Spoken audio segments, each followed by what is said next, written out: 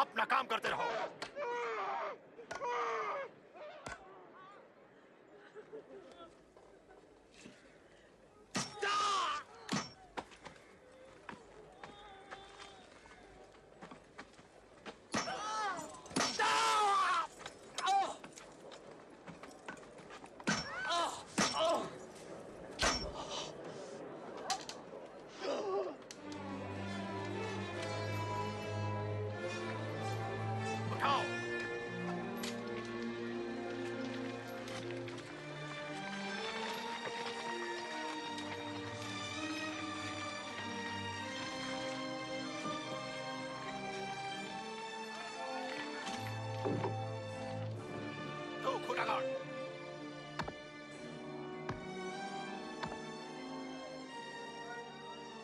से ढीले करो।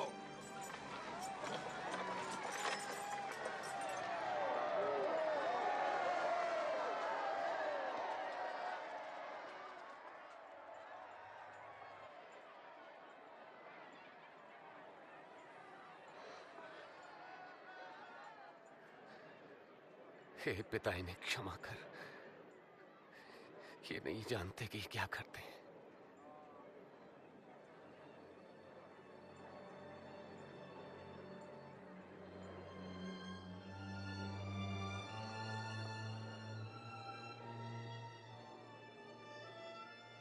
इसने औरों को बचाया, अब अपने को बचाए। यदि तू मसीह है तो अपने आप को बचा। हाँ, क्रूस पर से उतरा। हमारे सामने भी एक आश्चर्य कर्म करे।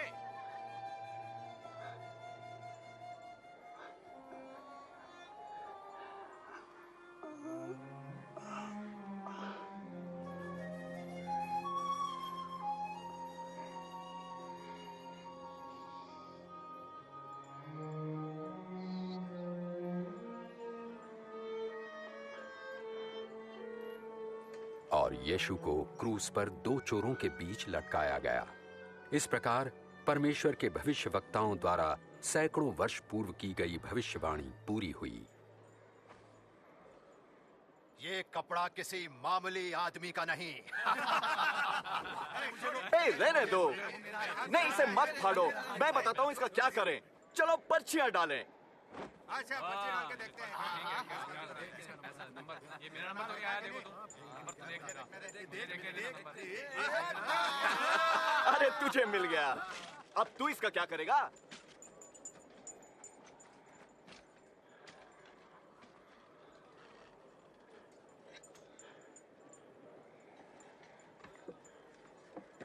उनके सिर के ऊपर एक तख्ती लटकाई गई जिस पर लिखा था, ये यहूदियों का राजा है।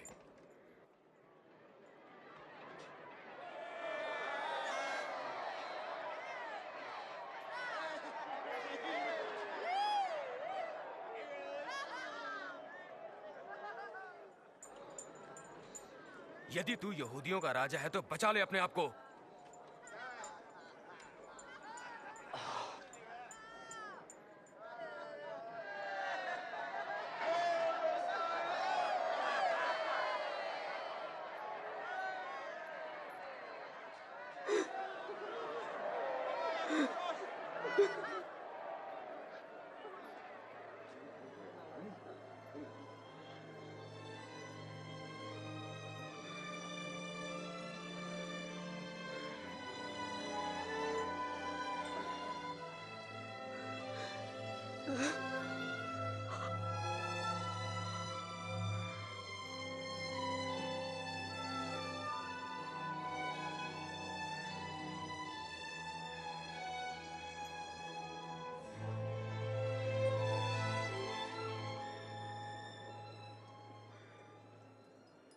क्यों? तू तो मसीह है ना? फिर हमें और अपने आप को बचा ले। क्या तुम परमेश्वर से नहीं डरते? उनको वही सजा मिल रही है जो हमें मिली, पर इनका तो कोई अपराध नहीं है।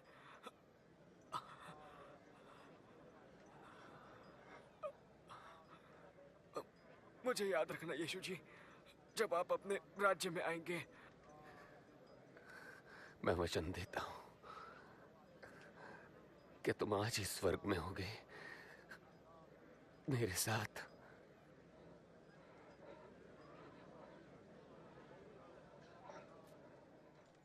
दोपहर हो चुकी थी और 3 घंटे तक सारे देश में अंधकार छाया रहा।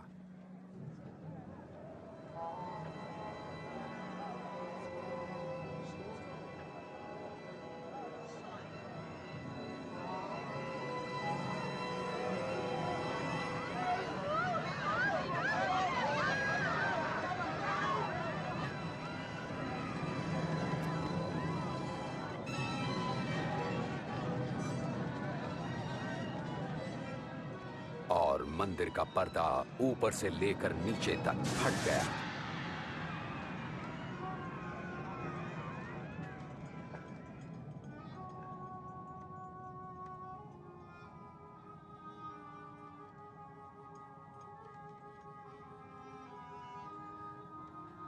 हे पिता, आपके हाथों में मैं अपनी आत्मा सौंपता हूं।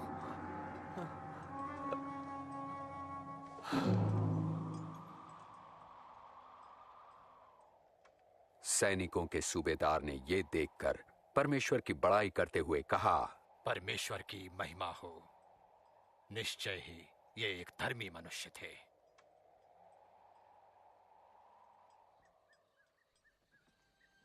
धार्मिक सभा के एक नेक सदस्य अरमतिया के यूसुफ ने, जो इस कार्य से सहमत नहीं था, जाकर पिलातुस से अनुमति ली कि प्रभु यीशु की लोथ को विश्राम के दिन से पहले ही कब्र में रखा जा सके।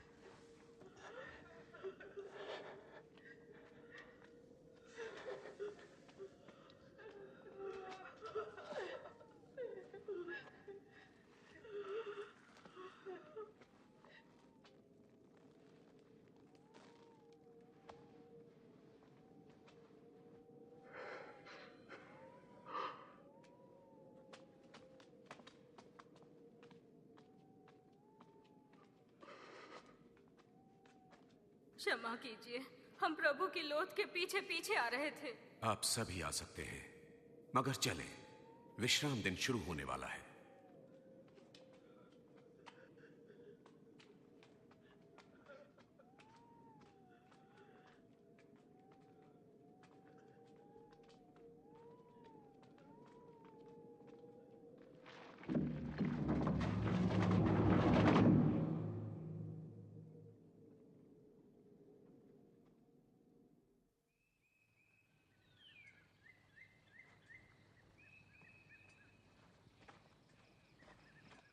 रविवार की सुबह तड़के ही स्त्रियां सुगंधित वस्तुएं तैयार करके कब्र पर आईं।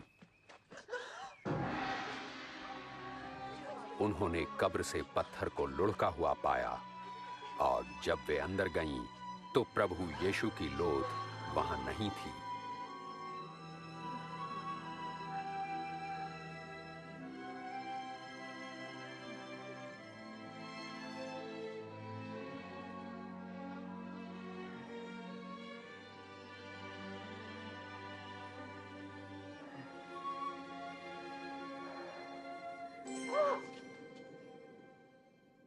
तुम जीवित को मरे हुओं में क्यों ढूंढती हो? वे यहां नहीं हैं पर जी उठे हैं। तुम्हें याद है कि गलील में उन्होंने क्या कहा था? वे पापियों के हाथ पकड़वाए जाएंगे, क्रूस पर चढ़ाए जाएंगे और तीसरे दिन जी उठेंगे।